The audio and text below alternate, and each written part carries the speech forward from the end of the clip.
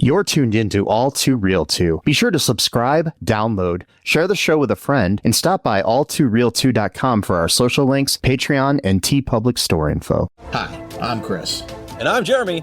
And I'm Fergal. And we're from Movie Smash. Comic book movies are having a golden age right now with the MCU. Movies based on comics aren't necessarily a new thing, but they're a big thing. Join us every other Tuesday on Movie Smash. We explore these movies and find some hidden gems. Every other week, we revisit some of the best.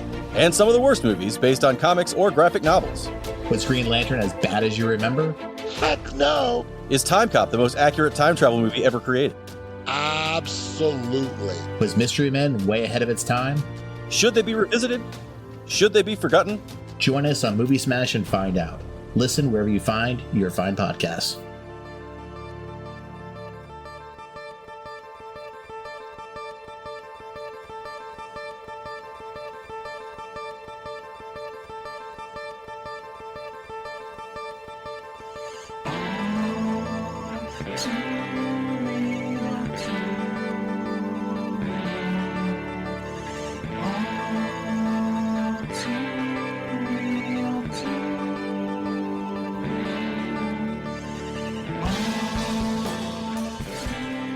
Okay, everybody, welcome to the latest episode of All Too Real 2. My name is Michael E. Cullen II, and with me, as always, is... Sesame Ball Grabber and Carta. So you're a ball grabber, huh? Yeah, I guess so. That's the name they gave me. So, nobody can see me because this is just an audio podcast, but I just wanted to mention the fact that I'm no longer within my body. This mad scientist took my brain... Yeah. And put it into an animatronic. I'm randomly in a Chuck E. Cheese body right now. I mean, yeah. You just got to do what you got to make do with what you got, I guess. Yeah. You know, so. I think for the rest of my life, I'm going to look like Chuck E. Cheese.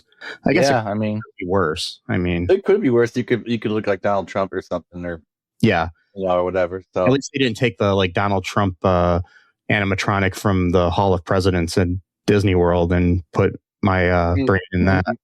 Yeah, it's kind of good that they didn't do that. It'd be like the first time that Donald Trump ever had a brain in a body that looked like his. You could look like the rat from Chuck E. Cheese. I think you're doing better than looking like all of those guys put together. Have you ever seen... I went to that Hall of Presidents once. Yeah. When I was younger. This is like obviously before Trump was ever in office. Yeah. And, it's creepy as fuck.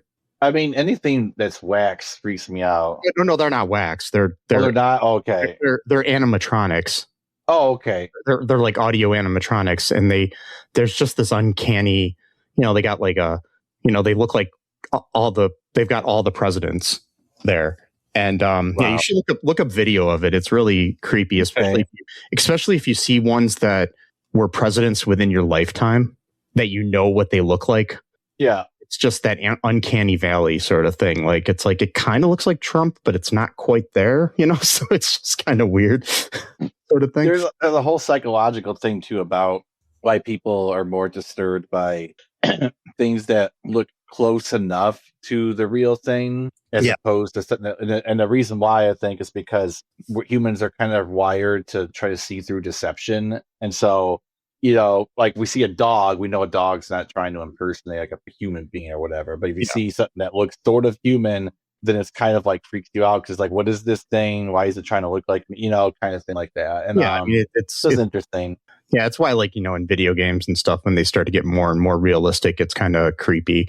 Yeah, I just don't like. That's why I don't like new modern games. I think at a certain point, when you made the graphics so good, because like the whole point of video games was like a power of like imagining to some degree, and I don't think they've gotten quite to the uncanny valley aspect. But they've gotten pretty close though. I think they're holding back on it enough to make it where it's not quite uncanny and it's an animated person. In most of the video games, I don't play video games, so I don't know, but most of the clips I've seen online and stuff from modern video games, of course they're going to look better than Mario and Sonic and shit, but whatever. But it's okay. I'm living inside of a rat body. And I like those old games. You know why I like those old games? Why? Because a lot of them were released between the years 1985 and 1994. Oh, wait a minute. What else happened in 1994? Well, Great segue. 1994, a lot of great movies came out in 1994. Yes. Wasn't that like the year that like Pulp Fiction or something came out and all these different ones? I don't know, maybe around that time. But yeah, then there was this movie called Tammy and the T-Rex. Yeah. Yeah. So there are two different versions of the movie out there that you can watch. Oh, really? Yeah, I think the one that both. Where did you watch the film? On Plex. On Plex. Yeah, because there's one that's really gory, and there's a PG-13 version. I watched the one with a lot of gore. Yeah, I mean they both have decent amount of gore. The one I saw was the PG-13 version. It was still. Well, I don't know what's the difference. I mean, I saw gore. Yeah, there's like 6 minutes added of stuff that may help it. So, but the plot's still the same. So we're not going to be on different pages here when we talk about it. Luckily. But I was just curious about that because Vinegar Syndrome released back in 2019, I think, the gore cut because somebody found they found a 35 millimeter print of the original cut of the movie that had more of the gore in it. The studio made him cut it down to a PG-13. So anyways, and by he, I mean the director of this film, Stuart Raffel, R-A-F-F-I-L-L, who we've already covered one film of before.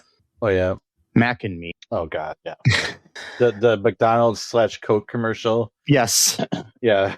So he directed that. He also directed a future film that I want to cover. Actually, two future films that I want to cover. The Ice Pirates. I also want to cover Mannequin 2 on the Move. Yeah, which I really like. But it's okay. I briefly remember watching the first Mannequin movie, but I don't hardly remember anything about it. I have the Mannequin 2-disc set that has both of the movies in it. So yeah, nice. Yeah, I've watched them both several times. I'm a big fan of the Mannequin films for some reason. They're both cheesy and bad as hell, but that's okay. Yep. But yeah, he directed that. He's also directed the Philadelphia Experiment. Okay, that's a good one. Yeah, just kind of weird, random stuff. Anyways, so he co-wrote this movie with Gary Brockett. I might be pronouncing that wrong, but now I'm just thinking of him as like a dancing guy at Radio City Music Hall. Anyway, he's known as an actor, director, and other things. He's only written two things: a short film called Deceit, and then he wrote Tammy and the T-Rex. So yeah, but he's like directed different things, like I don't know, bunch of bad shit. Yeah, but so, and this film stars a young Denise Richards as Tammy, aka Tanny. I'll get into that in a minute. Theo Forsett as Byron. Paul Walker, a young Paul Walker, rest in peace, as Michael. Ellen Dubin as Helga. Terry Kiser as Dr. Walkenstein. George Buck Fowler as Norval. Andrew McRanus as Taco McParker. I don't know. Anyways, what? That's a character's name. Okay. All right. We've got Ken Carpenter as Neville. John Franklin as, I kind of listed as Bobby, or no, as Bobby. Yeah, we got George Pilgrim as Billy, who's the bad guy. Okay. John Franklin, who people may know from Children of the Corn when he was a kid. Nice. We've also got Sean Whalen as Weasel. There are two people that I'm friends with on Facebook in this movie, both Terry Kiser and Sean Whalen. So, yeah. So if you guys are listening, thanks. There's a J.J. Saunders as Sheriff Black. Yeah, he's a black sheriff, and they named him Sheriff Black. Yeah, there's this is also the first movie for Poppy Montgomery, who went on to be a decent star as a Party Girl #1. Also, an interesting the pizza boy in this movie is played by Efren Ramirez, who played Pedro in Napoleon Dynamite. Yeah, in his first movie. So, yeah. Wow, that's great. So, the Internet Movie Database logline for this film is: an evil scientist implants the brain of a murdered high school student, Michael, into a Tyrannosaurus. He escapes, wreaks vengeance on his high school tormentors, and reunites with his sweetheart, Tammy. Kinda, yeah. Yeah. The tagline for the poster of this movie was, "He's the coolest pet in town." Not a pet. No. What? That's on the poster that they have on IMDb for the movie, and I'm just Doesn't make any sense at all. But okay. He's not like he got his brain to like a dog or something like that. Like that doesn't even make any sense. Like what?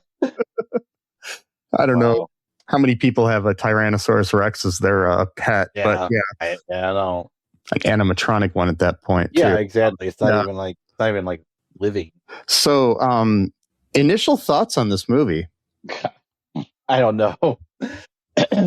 It's like literally insane. This is one of the craziest movies I've ever seen. I mean, the premise alone is just out of this world, but the way it was made, like some of these scenes, I'm like, who writes this stuff? I mean, it's just like the way it was executed is just absolutely out of this world. Like you got the whole thing with like the fights between the guys. They're always grabbing each other's balls and they won't let it go and stuff like that. I'm like, what's going on here?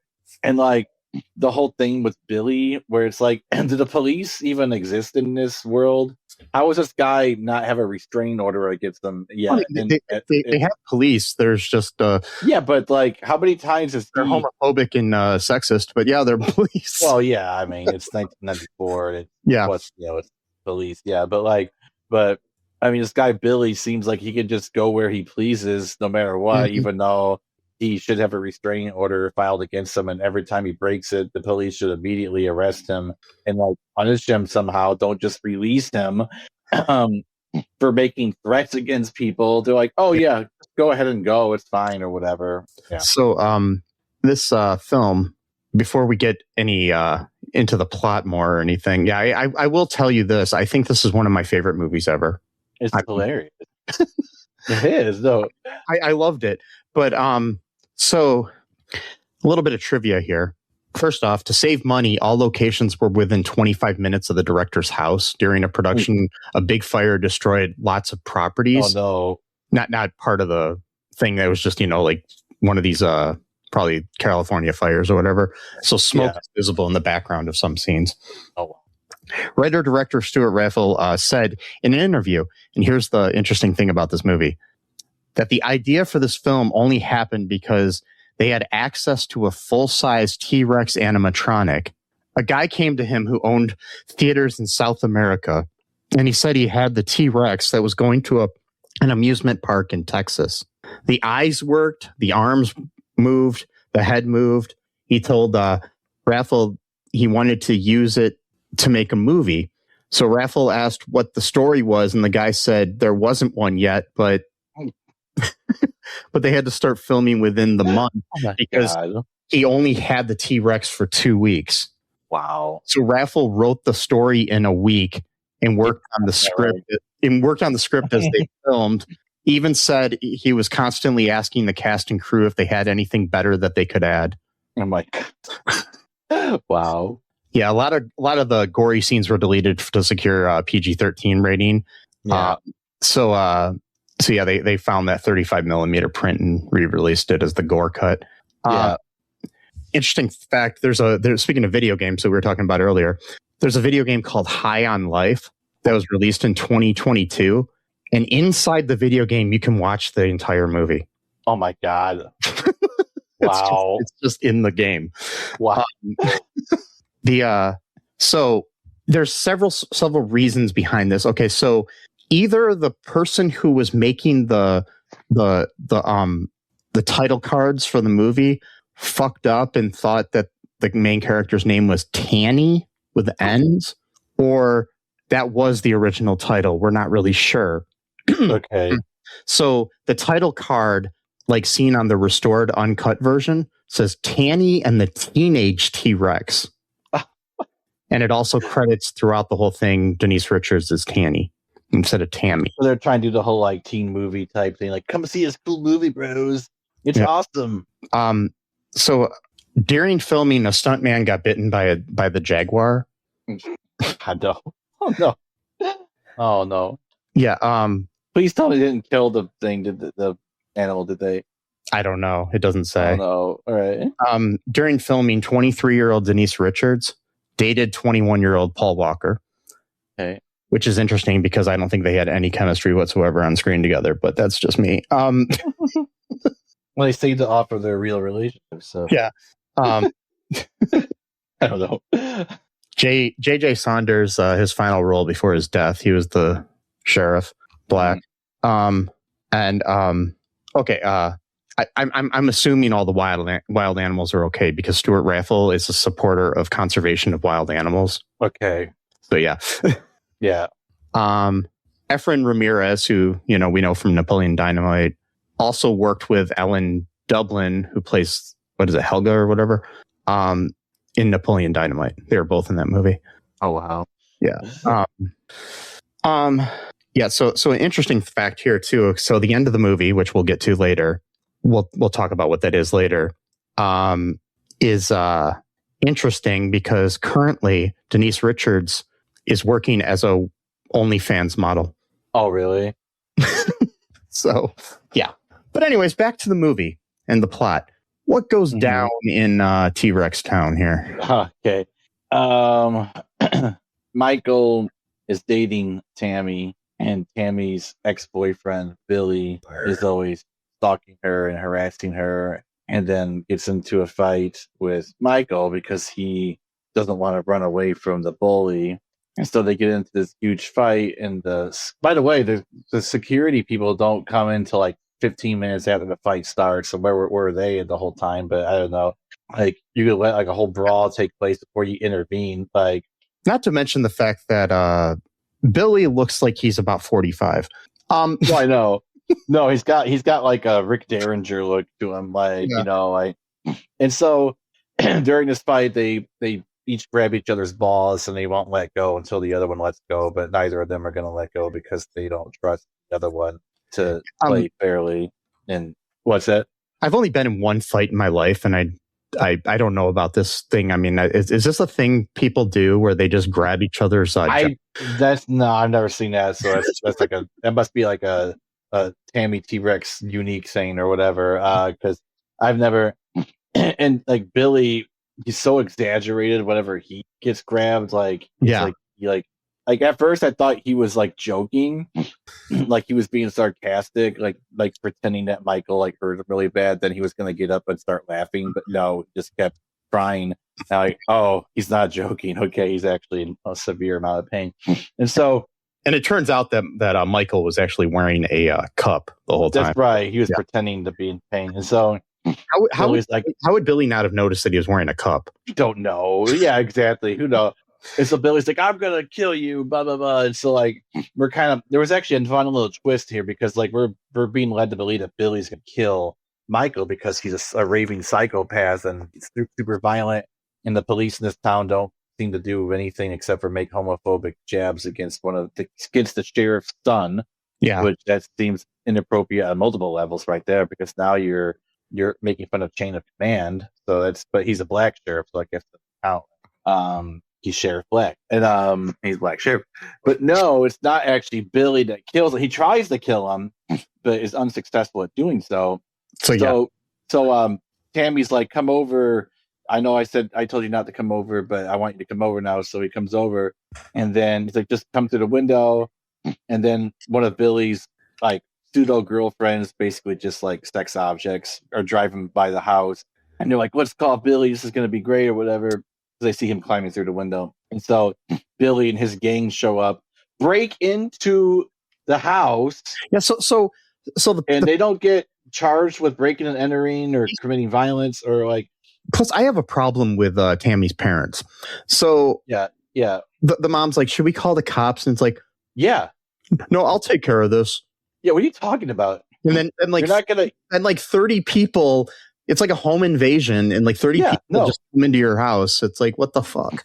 And you start breaking shit. You break down the door. So breaking and entering, causing damage to property, threats of physical violence. And then how is this guy not in jail? Like, I don't like. Is like his dad like the prison warden there or something that we don't know about? I think that he just time that he was in jail or something, and then he got out. Yeah, but not really, because how can he keep getting out if he's doing this stuff all the time? I mean, like, I don't know. And then we don't even have a backstory as to why they even in the first place. Why was she even with the guy that was like this psychotic and violent? I mean, like, I get like girls go for the bad boy sometimes, but there's a difference between a bad boy and like an actual like violent sociopath. Like you know what I mean? Who's like breaking into your house every day and like threatening to kill your boyfriend and stuff like that. Like a little bit different, but yeah, there's a major difference between like Dylan on 90210 and what this guy's doing, you know? It's just like... Yeah. And so he's like, I'm going to kill you, blah, blah, blah. And so they chase him down. They beat him up real bad. You think like Billy's going to kill him, right? He's hitting him with a baseball bat. He's like, oh, he's just going to beat him to death with the bat. No, not really. And so they take him into, this is how absurd and fucking crazy this movie is. So whoever wrote this has to be like kind of a psychopath too, because like they take him to a wildlife reserve. They cut open the chain links. Billy says like, I'm not going to actually kill you this time. I'm going to let you go. But if if I ever see you again, I'm actually going to kill you for real. And then basically they just leave and just let the wildlife take care of him. And so, a lion tries to get him. He climbs up the tree, but then there's a panther right up the tree. So he's like, fuck, I got to get up the tree now. And he gets down. A lion mauls him. But he's not dead yet either. So that's a double fake out. So we're like, oh, Billy's going to kill him. Oh, no, Billy's not going to kill him. He's going to let the lion kill him. Then the lion doesn't kill him. So who kills him, Mike? What's the big reveal here? Like, go ahead. Sorry, I didn't mean to interrupt you. I was just going to say, I think it's crazy, too, that all these people, like, they're in their cars and they drive right into this animal sanctuary. And they're, like, driving, like, quite a while into it before they drop them off. And they're like in convertibles and they're in a convertible. Exactly. Like why didn't the lions or tigers or whatever eat the Well, I've seen, for some reason, like I've been safaris and stuff, it does seem that they do kind of leave people in cars alone for the most part, like if they're driving at least. Like, I mean, if you stop, they might like investigate, like, what the fuck is this thing? It might like try to attack you. But if you're driving, it's still not smart to be driving in the middle of the night in the convertible in the wildlife reserve. By the way, what kind of reserve where all you need is some bolt cutters to get in to get into it? I mean, I know it's the 90s, but come on. You think there'd be like a security on duty or something, Well, there was later on, but he showed up like way, way late. Yeah. And so he's not killed by Billy. He's not killed by the lion. So we're like, well, who is going to murder this guy? Like the lion that puts like the stunt man's head in its mouth, like for real. Like I'm watching that scene and the frickin' guy that's obviously not Paul Walker has his head inside the mouth of this lion. But yeah, he like bites the guy's head. Somehow doesn't die from that. Somehow the guard comes and shoots the poor lion, kills the lion for being a lion, essentially. So if anything, Billy now should be charged with killing a protected animal class. So that should also come with a hefty prison sentence right there for that. So he's responsible now for the death of an innocent lion who does what lions do and hunts things. And in the jungle, the mighty jungle, the lion sleeps tonight. So it's not the lion that kills him. It's not Billy. So who kills him? What the murder took place here? What? He ends up in the hospital, and we meet his drunk uncle. Yeah, exactly. Literally. Yeah, and it's not like a funny, Bobby Moynihan drunk uncle or anything from Saturday Night Live. It's a no. Yeah. It's like a neglectful person that's raised him since his parents died. Right. Yep. So we had met earlier. We hadn't mentioned we met Tammy's like best friend, who is your stereotypical gay black kid. Oh, right. Yeah, exactly. Byron. Byron, who's also the son of Sheriff Black. So Byron Black, and not anything bad here, but he's like wearing like stereotypical early 90s, black attire, like he just, I don't know, I guess walked off the set of a Queen Latifah video or something. Right, exactly. But he was still, I mean, he did a good job at the role he was given. He was my favorite character in the movie. Yeah. But it's like, but it's just funny. They totally play up the stereotypes. But that's okay. Nothing against. We're almost kind of winking at it though to a degree as well. I can kind of like. Yeah. It's just sad. They knew what they were doing. Like, yeah. It's just sad that like at that time we're still in this. I mean, it's at that point where, you know, a gay guy can never be like the lead in the movie. It's got to be the best friend.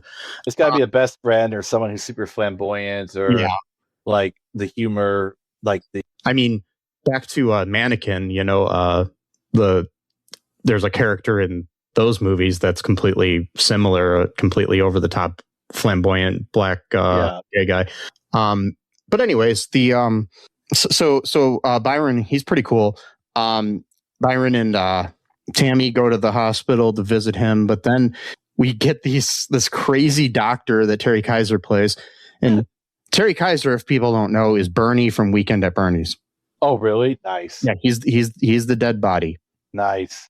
And I need to go back and watch those movies, but you know, it's like it's funny that he's just the dead body in those movies. But I know, it's great. He's also in like he's in a lot of things, but he was also in I can't remember which one, but one of the Friday the 13th movies, and he's really good in that. He's also in Mannequin 2 on the Move. So that's probably how he got the job in this movie, because he had already worked with the director. Anyways, he comes in with his sidekick Helga, who's like this tall, vaguely European German type woman. We don't really know what she. Yeah, and she's like super sexual. Like she's always like wanting to do stuff with him, and he's kind of like turning her away a lot. Like, come on, we're doing business, you know. Like, and he's kind of like vaguely European too. Yeah, Walkenstein was his name, or Walkenstein. Yeah. Yeah, it's like a fake name. I'm not even sure it's the real name or not. It might just be a fake German name. Like, I don't know. I wonder. I don't know yet. But anyways, he basically comes in there, and you know this hospital has the worst security, as you know, along with everything in this town. Exactly. The school. When I type in Walkenstein, the only thing that shows up is immediately is seeing this movie. Is it? In the AI overview. It's probably not a real name. I don't think it is. So, but there's no security at the hospital really, because they just believe that this doctor, for some reason, they just let him go into the, you know, I mean, it's funny how, like, you know, like, for example, like most hospitals, I know the security in the 90s might not be as good as it is 30 some years later, but you know, like I was at the ER a couple of weeks ago, and the nurse had to, like, you know, swipe a card in every door that opened before she took me back to the room I was going into, you know. So it's like, so it shouldn't be that easy, you know. Somebody should have to let you in, but they can just walk right into the hospital. And always like that in movies, though. In movies and TV shows, like, you know, you always have those like episodes of like Criminal Minds or CSI or some of those where somebody walks into the hospital, and or like I think about like The Fugitive or something. They just walk right into a hospital and nobody stops anybody.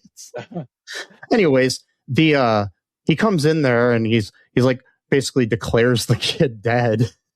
I know. And they're like trying for like 20 seconds to resuscitate him. Yeah, and it's like, oh, it's sad when young people die, blah blah blah, whatever. And so he puts the kid on another bed on a what do they call those, like a gurney or whatnot? I don't know. A gurney, kind of like something like bed that. With wheels, whatever they're called. I think it might be either. Yeah.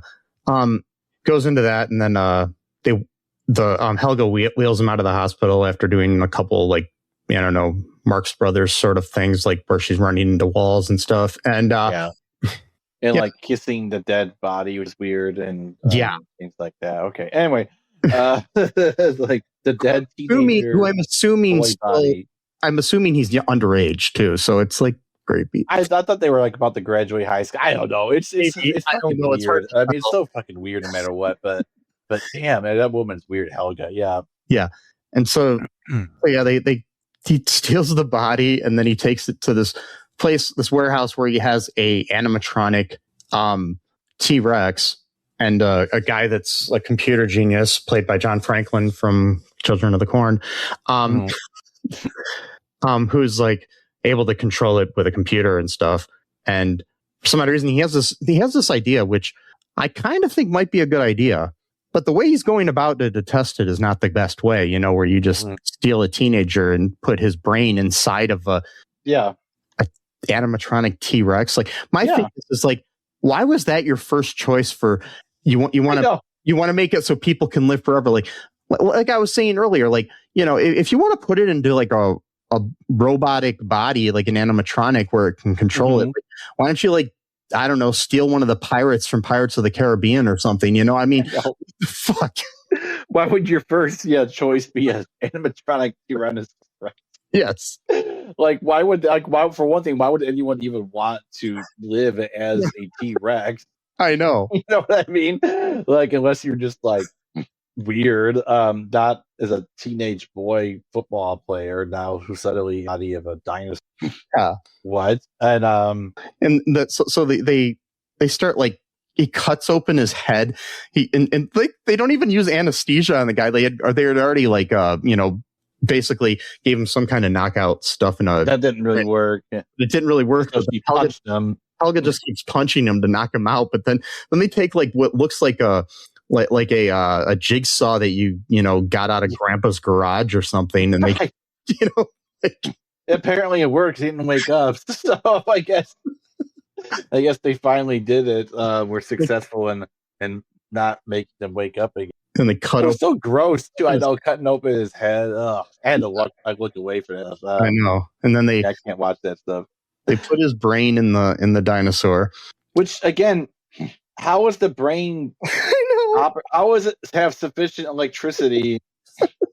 Because after a while, when it's not hooked up to anything, he's just walking around town. What's it hooked up? Does it have like a backup charger, like generator inside the body of the dinosaur? I mean, how is it being powered? Like, animatronics work on hydraulics and stuff, but you still need, like, you know, some kind of something to power them. It's just like, you need a power source for this thing. Exactly.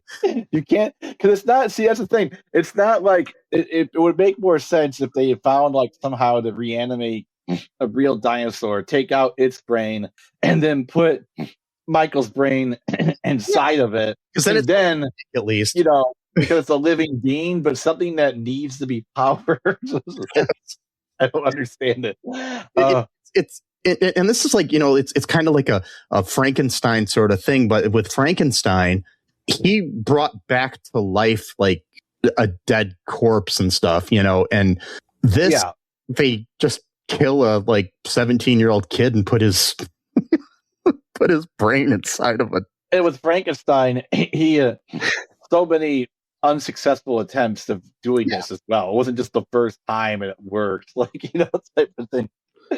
But yeah, I mean, I guess it's like movie science. You don't have to ask how it works, but it's just, I know, but there's something that I know makes a little bit of sense. So he kills the dude after they order pizza. Yeah, there's this big strong dude, Meathead, is also part of the team. What's his name, Victor or something like that, I think. Yeah, I can't remember. Yeah, I think it was Victor, and he was killed as well. Yeah, they but that's later. But but the one thing I wanted to point out here, though, first is that they're eating the pizza. And the pizza was just, you know, dropped off, you know, the guy freaked out of the dinosaur. But they're throwing the crust of the pizza inside the top of Paul Walker's head. I know. They don't give a shit. Yeah. They're very, they don't have any. Like, we got to put it back together because we got to take it to the morgue. And it's just like, yeah. So anyways, the dinosaur does kill the big oafish dude. And, okay.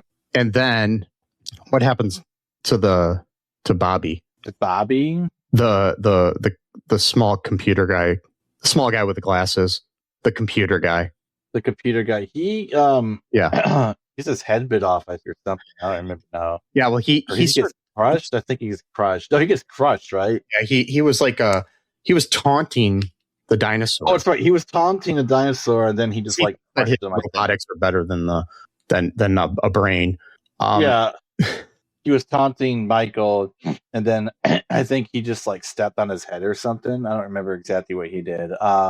He bit one of their head off. I don't remember which one, but I know he crushed one and bit the head off the other. I don't remember. Yeah, he crushed the big guy and he bit the head off. Okay, the little guy. Okay, yeah. And that was because Victor had left for a while, and so he came back, and he's like, he just saw the pizza like laying on the floor or some shit. I think like, what the hell is this? And then he gets killed. So basically, he just goes on like a murder spree now, and just killing everyone who was involved in his murder. So he goes after like the murderers first, or like the actual people who murdered him. I mean, I guess a few of the people. And then he just goes around town.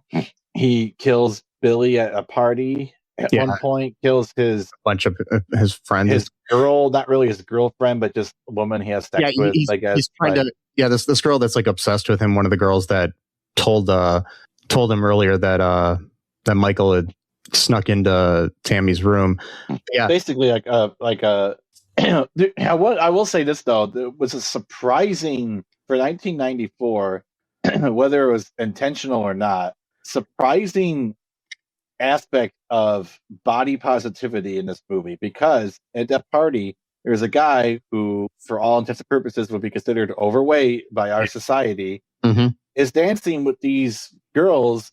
Yeah, and they're like all for it. Like they're not doing it as like a joke, like to make fun of them. Like I'm like, that's kind of interesting to see in a 1994 movie. Like body positivity in a movie that also has homophobia. It's great. Well, that's what I'm saying. You can't have it all. You always have to like have one to counteract the other, right? You can't just have like a good movie where everything is good. It's always got to be like, remember that episode of what was it? Brooklyn Nine-Nine. Yeah, where the guy, the chief, is like, yeah, he was homophobic but not racist, which was actually pretty good back then. His old partner, I mean. Yeah. So something like that. Yeah, one interesting thing is too. So like he takes the girl to his convertible to have sex with her. Yeah, and his stupid ass convertible. God. And so that scene was really interesting because it points out how insecure Billy is. Oh, I know. Because he's having sex with her and he's like, I'm good, right? I'm good, right? Yeah, because she starts screaming, but she's literally screaming because she sees Michael stand but right before them. Like he needs reassurance why he's having sex with her that he's good at. Well, yeah, because that's why he's a bully Billy over here. They're always like that. They're always insecure little bitches, So, but at the same time, it's like, dude, you should be able to tell the difference between screams. Like that was not but it's also not a pleasure scream. That was a terror scream. It is interesting though that he was actually at least concerned about her having pleasure too. So he was like, I'm good, right? Like I'm. So again, that's it. That's another accidental positivity thing going on in this movie. I don't think they meant to do it, but then again, I think it was more for his own. Selfish. I'm good, right? So it makes I know. I'm just joking about himself, but and so Michael rips her leg off, kills her. She's such a coward. She asks Billy to save her and just runs away and tells everyone it's a monster. So then at the one point, like he rips off her leg and stuff, but at one point he like Billy's like freaking out and he runs up to a tent where people are hanging out inside and they think he's just joking that something happens and then his head gets ripped off by the. Michael bites his head off. It was kind of fast. I was kind of hoping that he wouldn't get Billy until like a little bit later in the movie, but that's fine. I was kind of hoping for more of like a extended revenge, but it wasn't really about revenge because a lot of the movie was more about him getting to. Yeah, because they got Tammy. Weasel earlier too because he peed on him, but yeah. Well, it's like Weasel was mocking him. Yeah. Again, what I don't understand is how are you guys not like interested in like the guy's like, who brought this piece of shit here? You thought someone just happened to randomly drop off like a 20-foot animatronic T-Rex in the yard? Like what? Like who would do that?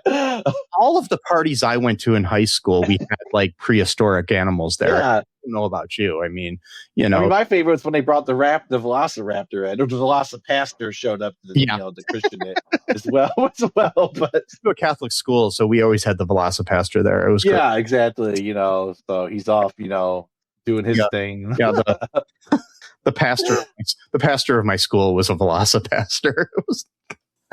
And we had a T-Rex as our president and our principal and stuff. Yeah, it was great. Mm-hmm. Good time. Good stuff. Good times. Good. Yeah. But yeah, though everybody's freaking out, and it was funny. Like, okay, so the hands earlier though. Yes, the hands. Yes, he escaped earlier though. He called up. I forgot about this. He used the payphone. And his hands like are very like dexterous or whatever, like where he can like he's trying to get like a coin out of the phone and stuff, and then he dials Tammy's number and calls her. It's just so funny because the hands are like totally just like some gloves on. I know. It's just hilarious. And he just like breathes heavily, and that's somehow supposed to know it's him. Yeah. Like, okay, I don't understand how she would know from the breath of a dinosaur. See, this is the other thing.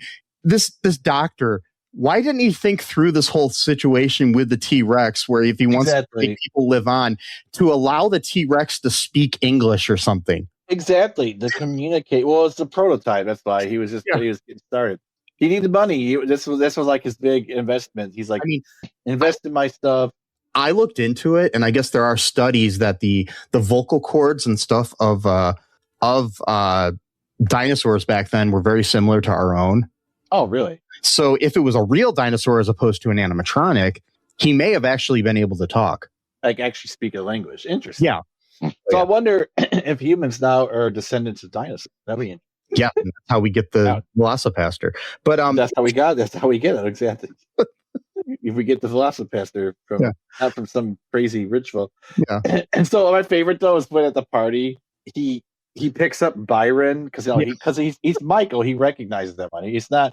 It's not a case where it's like he wakes up with amnesia and he doesn't really know who he is. Like he knows exactly who he is. Like he just happens in the body of this animatronic dinosaur now. And so he lightly picks up Byron and then brushes his shirt off. Yes. Like, and he's like, "Thank you." And he runs away. Like, what the hell? Hilarious. Can you imagine though if that happened to you? Yeah. You see a dinosaur attacking and killing people at a party. You're laying on the ground. You think the dinosaur is going to kill you. Instead, it gently picks you up with his feet, brushes off your shirt, and like cocks its head to you. What the hell is going on? It gives you a look like, "Hey, dude, I know you." Like, what? It's like, what is happening here? Yeah, and so he's like. Goes tells his dad. Turns out the sheriff's his dad, and he's like, "It was a dinosaur." And he's like, "Come on, Byron." He's like, "I'm telling the truth." And then like you got the homophobic cops in the background going, if you drop something, don't bend over." Okay, God. Which is so weird too because the homophobia doesn't even make sense from their perspective. Because if anything, Byron's supposed to be the effeminate gay person. So why would he be the aggressive one? Exactly. Like, it doesn't make any sense. Like, it doesn't even you can't even get your own prejudice correct. Like, homophobia never makes sense anyway. So it doesn't. But like, at least have the decency to like be this. I don't know. Bigots never have consistency or make sense. Not really. It's like, actually, if you do, but what makes it even more terrifying is when they're like, using a lot of research into your racism. Like, those are few and far between. But yeah, they also like the cops are like eating while they're looking at dead bodies. I know, that's the other freaky thing. What? Why? Yeah. Come on, like, don't do that. And then they like use a stick at like, I think it might be Billy's head or something like that. And like, is that his nose? It was just so fake. It was obviously fake. Like it was like this material looks like plastic or some kind of bullshit. I don't remember what it was, and finally though, he finally hooks up with Tammy. Finds her, and it's heavily implied that they somehow had sex, which I don't understand how that would work. Yeah, that's later on. Like first he goes to her house and then takes her out of the window. And this is midday. Did no one Did no one in her neighborhood notice a dinosaur walking down the street and abducting a girl out of her window? This is like the town in that one movie we watched where it was like, where was it? Basically, I can't remember now what it was, but it was like they just like had no like the police did like nothing. Yeah. There's no like they're just like you call the cops and they just like whatever. I want to mention to our listeners, if you happen to hear any like noises and like booms and stuff in the background, nobody's being shot or anything. This happens to be the week of July 4th that we're recording this, so there's people lighting fireworks outside my apartment. Oh yeah. So yeah, they'll probably start doing it here too a little bit. Yeah, they've been doing it all night since around 9:00. So yeah. And so when they get he's like, oh, they had sex, and someone says, how do you know it was the way she's walking? What does that even mean? What? It's like, so what you're saying? The dinosaur somehow was able to do stuff like this brings up many questions for me. Many questions. Like my first question, and maybe the most important question, is: does the animatronic dinosaur have a dick? That's what I'm starting to wonder. Probably not. But even so, how it would be so dangerous to even attempt something like that. When you're the size, you're a beast, the size 20 times, 30 times the size of this skinny girlfriend of yours. I wouldn't do it personally. I'd be like, no, that's too dangerous. But apparently she was willing, so it's fine, whatever. I mean, every time I've never had sex with a woman, so I'm just going to let you know that. When you're a dinosaur? Yeah, anytime I've been a dinosaur, I didn't have sex with a woman. I mean, that's probably the safest bet. So I think you're. And I think anybody listening, if you ever become a dinosaur, don't have sex with your girlfriend. Yeah. Unless she also becomes a dinosaur. If she becomes a dinosaur, also an animatronic dinosaur as well. Yeah, it should be fine. I don't know because the science is not there yet, really catching up. But we'll see. I have so many biological questions that I just don't really want to get into, but I'm just so many. It's a minefield. It really is a minefield of questions unanswered and probably best left unsaid. I do think dinosaurs have penises, but I don't think animatronic dinosaurs usually have. I don't think you would, even if we're going to talk about like an expert. I'm not an expert on like dinosaur, so I don't. No, I mean, I think I'm guessing that even like the animatronic Donald Trump at the Hall of Presidents doesn't have a little mushroom dick. Yeah, I actually do now think I have an answer to the question, which I'm fortunate that I do. Okay, here's the answer. I'm pretty sure. So later on, when they escape, she's riding him like a horse, and then one of the cops goes, "Wow, she can sure ride." So she was riding the fucking dino. That's how they had sex. I'm certain now that's what happened, according to the pervert cop. Yeah, that seems to be what happened. And the fact that he's sexualizing a teenager is just kind of gross. But anyway, so I mean, it's Denise Richards. I mean, like it's and she was 23 when she shot the movie, but and then later on, she does like a complete striptease. So obviously, they wouldn't have an underage thing. I want to do that. Yeah, we'll get to that. But they wouldn't have an underage teenager doing a striptease. I would hope that they wouldn't do that. So then again, it was the 90s, so who knows? But it was a Starship Troopers. That's right. There we go. Of course. Yes. This is post that Pretty Baby movie with Brooke Shields when she was like a little girl. So I mean, you never. Oh my God. Saying that's kind of gross. But anyways, I was born way before. I when I first heard of. Hello. There was like, there's no way that could have happened, right? And they're like, no, it's real. And I'm like, no, it's not. And then like Brooke Shields actually like wrote an article or said like, oh, this was actually for real. Like this actually happened. Like it wasn't just some like edgy person like trying to be funny online or something like that. I didn't hear the beginning of that because you cut out.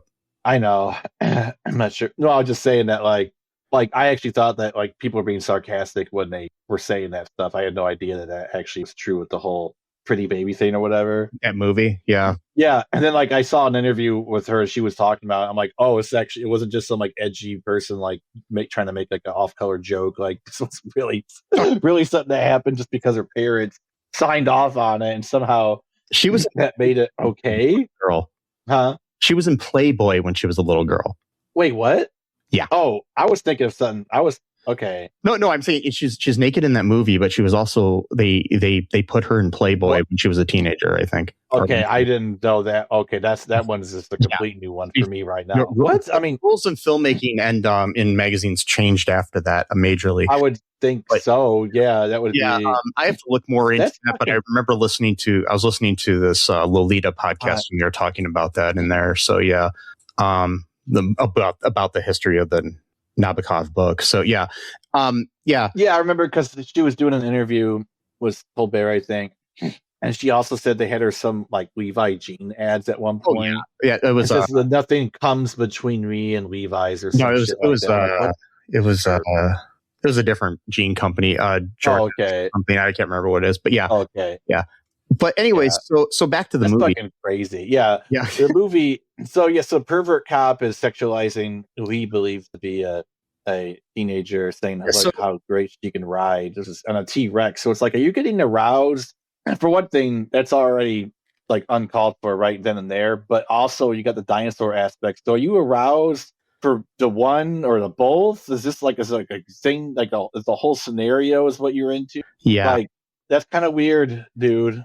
Maybe you're the one that's, because you're saying homophobic shit. Maybe you got some like your own stuff going on. I think there's a lot going on in those guys. I think there's a lot going on in Norville's mind or whatever his fucking name, Norville. Even a real name. Anyway, yeah. Anyways, back to the plot. We've got so basically they take off and the reason that she found out that he was in the body though too earlier, we had like a charades scene between a dinosaur. Oh, right. Yes. She had like a bracelet that Michael gave her, and he keeps pointing to the bracelet and then to his brain, and then he's like doing this thing with his fingers where it's like rain and it rhymes with it. Sounds like it. It was just finally gets it. Yeah. It's just so funny that she was able to actually even understand that, and she was like, Michael's brain is in your. It's just like, it didn't even take that long to do. Same thing happened with Byron. When like Byron just like immediately believes. It's like he's like, I know because he picked me up and brushed my shirt off. Yeah. So therefore it's Michael. It's like, what? That's a pretty big stretch. So they also have like a funeral for Michael, and the dinosaur is there watching and everything. So then they have a scene where they go to try to find a more suitable body for him. Oh my God. Like a human body. They go to the morgue. Yeah. And it's like this scene where they're just like trying to try on bodies sort of thing. It's just like this stupid. It's so creepy. But the way they're having Byron pick him up and show it to the window. And it's like they're shopping or something. It's just like, what the fuck? And he's like putting his thumbs down. Yeah. And then like at one point they have a black guy and he says no. He's like, I hope that's not a race thing. Yeah. No, we just want someone who looks cute. Or whatever. And then at one point when they bring the female body, he's like not sure right away. Yeah. So he's like, I don't want a girl. I don't want a girlfriend. I want Michael. Oh God. So anyways, they go on this like they start going this Walkenstein, what is the name? Walkenstein? I think it's Walkenstein, yeah. Walkenstein goes on like this, pursuit of them. And so the basically what ends up happening is like eventually Michael kills the doctor at this barn that they went to hide. Yeah. So the police officers like basically destroy the mechanical dinosaur by, shooting at him. We don't really see much shooting there because you probably didn't want to destroy the animatronic that you borrowed from this guy for a couple weeks. Borrowed from them. Which again, why I don't understand how this works. Well, yeah. So is he dead now because of the body he's in? That's not even a living body. Yeah, but I also have questions about the body too. Earlier at the funeral, the dinosaur's crying. Did they put tear ducts in the body? In the right, exactly. Wait, exactly. Well, that makes no sense at all. Like, no. How does he have? Animatronics can't cry unless you make. How does he have tears? Like them to cry. And then later on, when they try to basically get him. He's like, "Oh, I'll give it a sedative," and they're like, "Wait, why would an animatronic need a sedative?" Yeah, and he's like, "Oh, well, it's a very new science. It's like we use these crystals." It's like, what? it's like jargon that makes no sense. Just making shit up. Like, it's very, very new. Like, it's just like, but anyways, they oh, fuck, they basically, after he kills the doctor, the police officers basically destroy the animatronic, and so he slashes him in the stomach with his talons or whatever.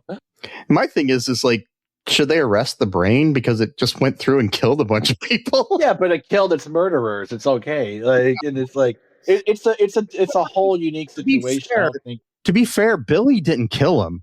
He just left him. No, Billy tried to kill him though. Yeah, I'm just saying that counts for something. No, Billy thought that the lion was going to kill him, so that wasn't. Mm-hmm.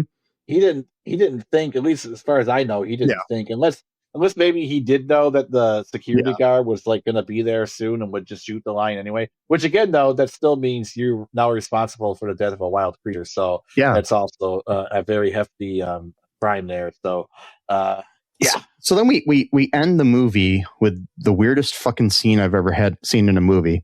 Yeah, what was this? I mean, so Tammy has Michael's brain in like what looks like a punch bowl. I guess. In her childhood bedroom. Yeah. She goes up there past her parents, and her parents seem to know that, their daughter has her boyfriend's brain in the bedroom connected to a computer and a camcorder. So he can see her somehow. And he can talk now. Yeah, it could talk now. But who gave him the computer? He said the analyst. Who's the analyst? We don't know anything about this person. Yeah. And and I guess he can drink too, because and she's a teenager and she's got alcohol. Which is weird. She pours alcohol. I guess technically, since the brain alcohol does affect the brain, maybe pouring it on the brain would do, I don't know if it would do anything. But I mean, I don't drink, but I think what I'm going to do later is cut open my head and just go buy go buy some rum or something and pour it on my head. Anyway, so that's gonna hurt real bad. That's the other thing too. Why is it not hurting? Because the pain is from the brain center. And the brain's just out in the open. That's what I'm saying. It's like in the punch. That's what I'm saying. How is he not in complete misery at this point? And then pouring alcohol on the exposed brain. Yeah. And he wants more. He's like, I can't give you more. Like, and then she does a strip tease for him in like a weird, And where does she get this outfit?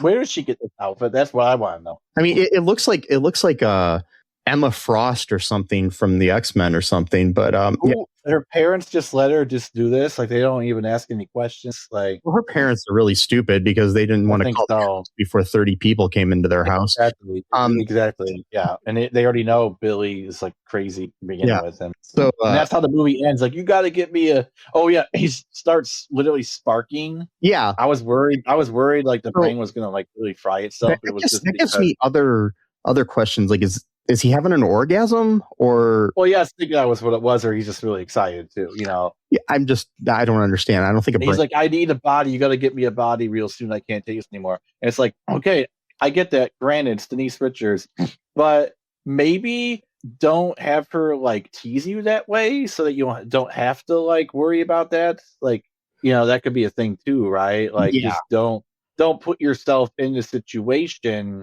where you're a prude. You can't take it anymore. What's that? You're a prude. I'm joking. No, I'm just saying, like, it's obvious. Like, don't have your girlfriend dress up in like stripper wear when you can't actually do anything with your excitement. Maybe just don't have her do that for a while until she finds you a new body. I don't know.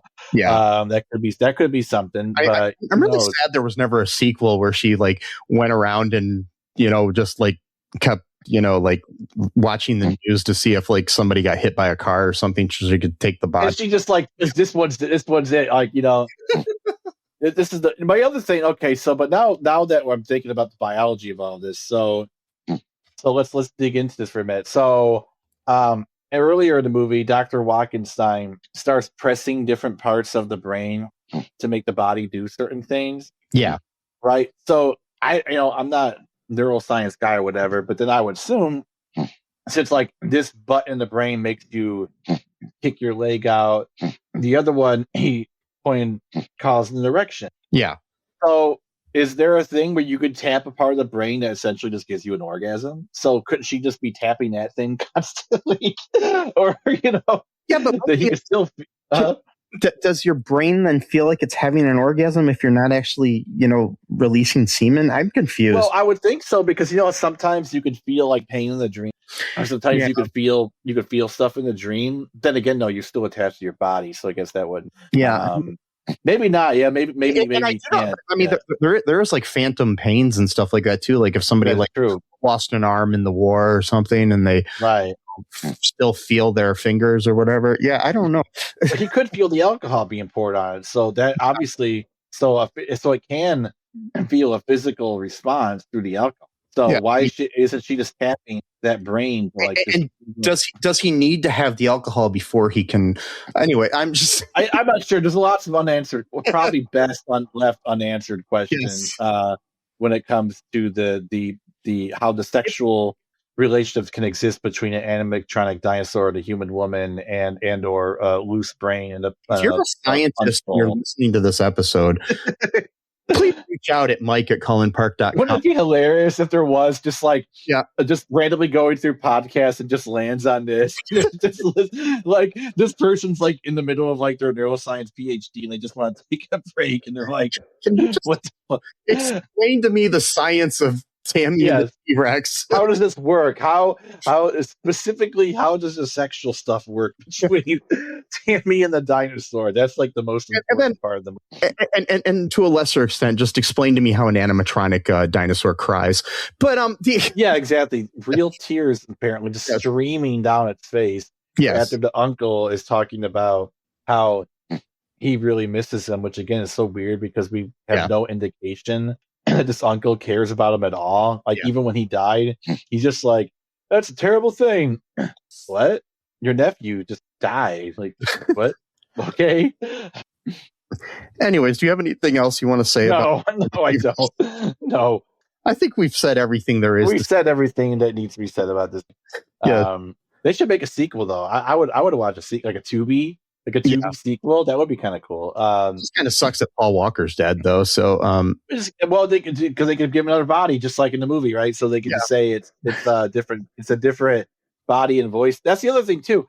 So when they gave him another body, presumably he would have a different voice, right? Too, right? Because it's a totally different vocal cords and stuff like that. Like how the computer sounds exactly like Paul Walker. I just don't. Exactly. That makes no sense either. Anyway, we'll have to get into that, the mechanics of that later. But if you're a scientist, like a computer scientist or if you can like tell us, logical scientist or a neuroscientist or something like that, just let us know if you can answer any of these questions. This makes a little bit more sense than Weird Science when the woman was literally made completely out of computer. Yeah. So this at least you're taking a human brain that already exists and you're putting it into an animatronic dinosaur that's not powered by any source that we're aware of, and somehow the brain can still survive without any oxygen or without any kind of but the brain was at one point a living thing, whereas a Weird Science is just a computer that manifests a woman. And yes, yeah. I mean, no matter how many times incels have tried, that really can't happen. But just can't do it. I'm sorry, guys. Just can't. Don't try anymore. No matter how much you fall in love with your Chat GPT, you're not gonna. You're not gonna get your. You're not gonna name. You're not gonna get Kelly LeBrock to come out of your computer screen, or whatever. Yeah, I asked her to marry me, and she said yes, or whatever. Yeah. Okay, dumbass. Anyways, folks, thanks for listening to this. If you can, like I said, you can email us and let us know any of that stuff at mike@cullenpark.com. Also, go to all2real2.com and check out our TeePublic, our Patreon. You can join for free. It's a little hard to do it, but if you have any issues, message me about joining for free if you want to join for free. Also, you can do a free trial of our $1 a month plan. Our tier there, and you can get a lot of cool stuff. If you want to know more, just go to all2real2.com and click the Patreon link on there. And like I said, TeePublic, you can get a lot of cool stuff. Buy some t-shirts and junk like that. Also, just tell your friends about the podcast. That's the best way to do it. Yeah. Leave a 5-star review wherever you can do that. Comment below our videos on YouTube. Mm-hmm. Even if you just comment that you hate us, I don't care. Just comment. The interaction is good, man. It's all good. Also, like I said, just tell a friend. Tell a dinosaur. An animatronic dinosaur with a human brain inside of it. Maybe you can get them to listen to the podcast. Yeah, that'd be great. And be different. Be yourself. Remember that trans lives are human lives. No human is illegal. Fuck ICE. Free Palestine. And remember that I love you. And for the rest of my life, I'm going to be trying to figure out how a brain or an animatronic dinosaur has sex with a girl until I figure that out. Sesame loves you. I do. And until next time, bye-bye. Bye-bye. Thanks for listening to All Too Real 2 podcast, a Cullen Park production. Produced and edited by Michael E. Cullen II. Music by Matthew Hawes. Subscribe and share the show. Visit us at cullenpark.com.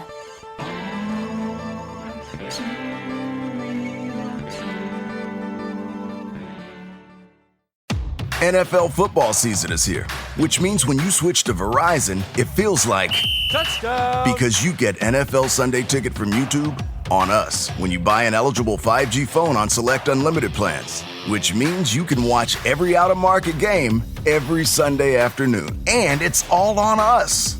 Now that's the Verizon way to kick off the NFL football season right. Switch and get NFL Sunday Ticket from YouTube on us, only with Verizon. The right window treatments change everything. Your sleep, your privacy, the way every room looks and feels. At Blinds.com, we've spent 30 years making it surprisingly simple to get exactly what your home needs. We've covered over 25 million windows and have 50,000 5-star reviews to prove we deliver. Whether you DIY it or want a pro to handle everything from measure to install, we have you covered. Real design professionals, free samples, zero pressure. Right now, get up to 45% off with minimum purchase, plus get a free professional measure at Blinds.com. Rules and restrictions apply. Close your eyes, exhale, feel your body relax, and let go of whatever you're carrying today. Well, I'm letting go of the worry that I wouldn't get my new contacts in time for this class. I got them delivered free from 1-800-CONTACTS. Oh my gosh, they're so fast. And breathe. Oh, sorry. I almost couldn't breathe when I saw the discount they gave me on my first order. Oh, sorry. Namaste. Visit 1-800-CONTACTS.com today to save on your first order. 1-800-CONTACTS.